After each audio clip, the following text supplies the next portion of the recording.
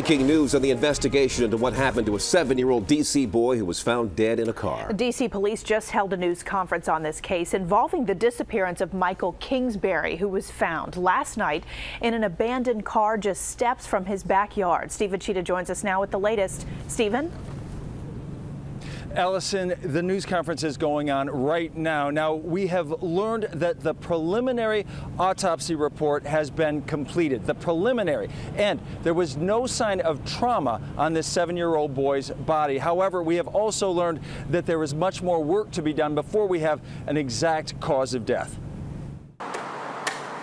After days of desperation, life returned to normal in this Trinidad neighborhood.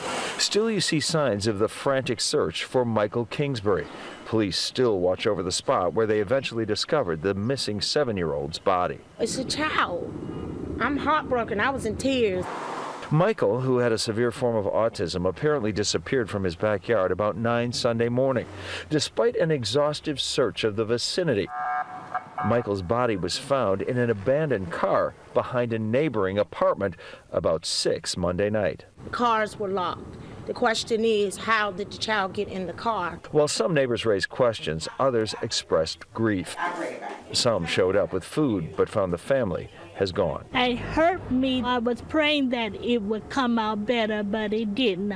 And so it hurt me. The boy's mother said she slept in, but by the time she went into the backyard to get the little boy, he was gone.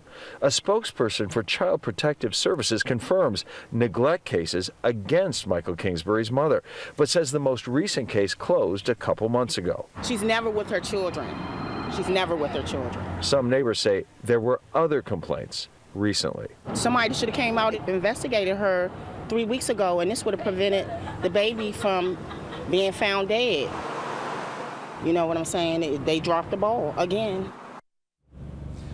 A spokesperson for Child Protective Services says there was currently no open case of abuse or neglect against Katrina Kingsbury. That is Michael's mother. Now, also at this news conference, we have learned from investigators that the family says they looked in that vehicle shortly after Michael disappeared. They said they saw no sign of him in there.